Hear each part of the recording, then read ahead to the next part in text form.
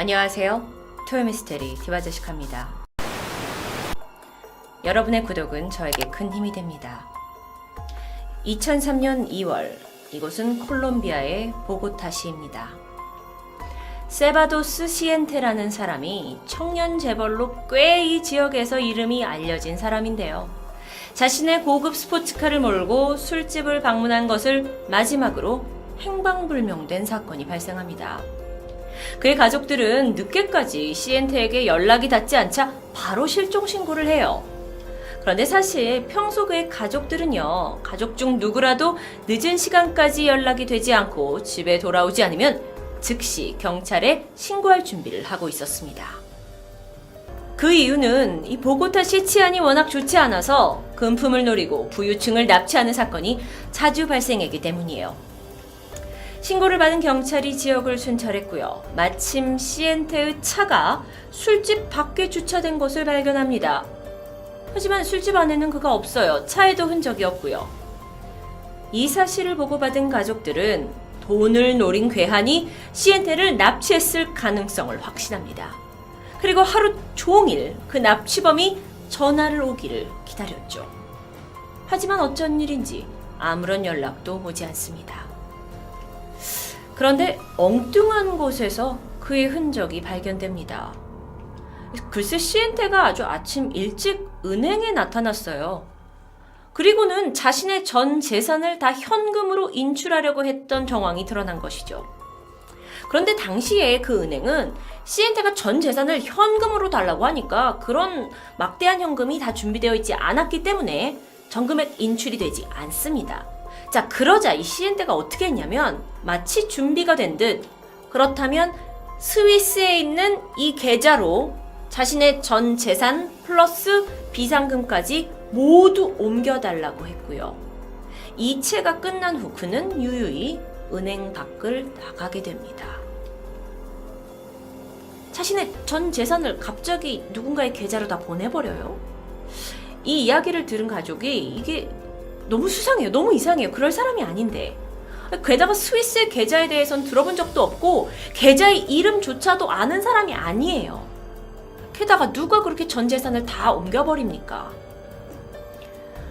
경찰이 도저히 이해가 되지 않는 상황이었어요. 아무리 급하게 현금이 필요했다 해도 전 재산은 아니잖아요. 자, 그래서 경찰이 바로 은행에 출동을 했고요. CCTV를 확인합니다. 이 비디오 속에 있는 남성은 시엔테가 확실했어요. 그는 혼자 은행으로 걸어 들어옵니다.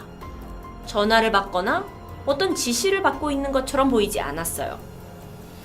게다가 뭔가 납치를 당해서 협박을 받고 있는 듯한 제스처도 아니었고요. 그래서 경찰이 오히려 이렇게 생각합니다. 혹시 가족 간에 무슨 불화가 있어서 가족들을 떠나서 잠적하려는 것이 아니냐면서 그들을 추궁했죠. 그런데 가족들 또한 이 상황을 설명할 수 있는 방법이 없었어요. 왜냐하면 CCTV 속의 시엔테는 자신들이 보기에도 전혀 위급해 보이지는 않았기 때문이에요. 그런데요, 이로부터 이틀 후 다시 시엔테가 발견됩니다. 그가 있던 곳은 놀랍게도 한 정신병원이었어요. 아니 왜? 갑자기? 한 남성이 도심의 공원에서 이렇게 한 곳을 바라보면서 벤치에 앉아 있는 것을 이상하게 생각한 시민이 이 남성에게 말을 겁니다. 근데 이 남성이 아무런 반응을 보이지 않았어요. 그래서 이게 정신적으로 문제가 있나 보다 하고 이제 신고를 했죠.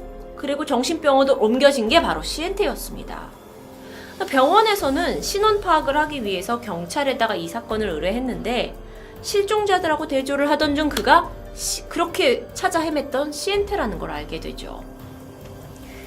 자, 경찰이 바로 갔어요. 그리고 자초지종을 물었어요. 어떻게 된 거냐? 그런데요, 시엔테가 말을 잃은 채 계속해서 한 지점만은 그냥 뚫어져라 쳐다봅니다.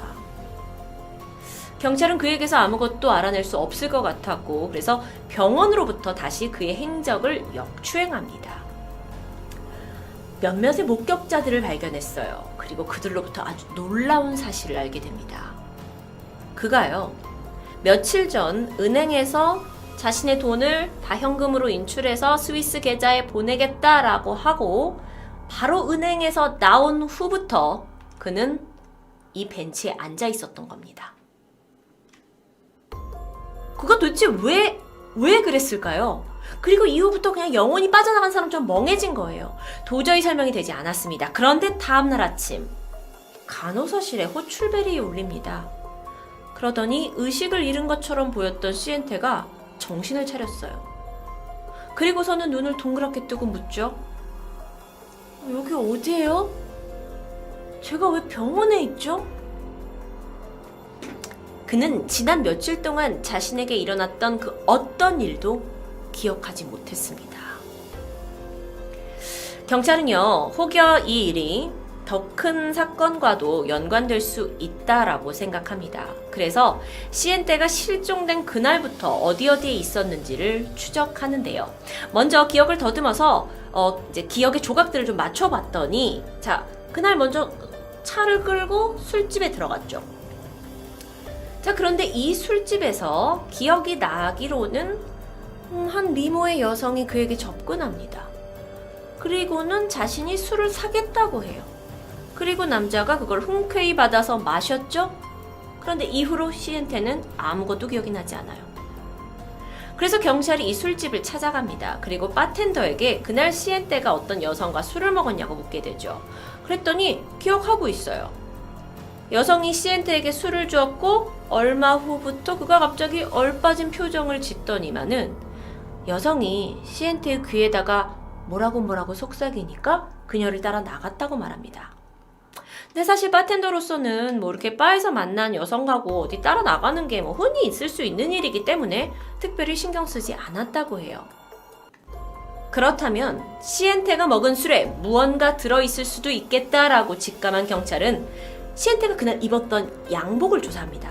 그랬더니 여기서 술이 묻은 흔적을 발견해요. 그리고 그 천 조각을 과학수사연구소에 보내게 되죠. 자, 그런데 이 연구소에서 아주 이례적인 답변이 돌아옵니다. 술과 함께 섞여 있는 그 물질을 검출해내긴 했다. 그런데 이게 기존 우리 자료에는 없는 물질이기 때문에 성분을 알 수 없다는 겁니다. 경찰이 더욱더 의심스러워지기 시작했어요. 그리고 혹여 있을 추가적인 피해자를 막기 위해 좀 더 전문적인 수사기관, 미국으로 이것을 보내게 됩니다. 그리고 얼마 후 이 약품의 정체가 드러납니다. 그건 과거 2차 세계대전 때 독일에서 죽음의 천사라고도 불렸던 생물학자 아시나요? 요제프 맹겔레가 만든 마인드 컨트롤 약의 성분이었어요. 2차 대전 당시에 그 히틀러에게 상당한 신임을 받고 있었던 맹겔레는 아우슈비츠 생체 실험을 한 사람으로 유명합니다. 그 외에도 완전 인권을 무시한 막 여러 가지 실험들을 거기서 감행했는데요. 히틀러가 원했던 건 그 무엇보다도 강력한 군대를 만들고 싶어 했어요.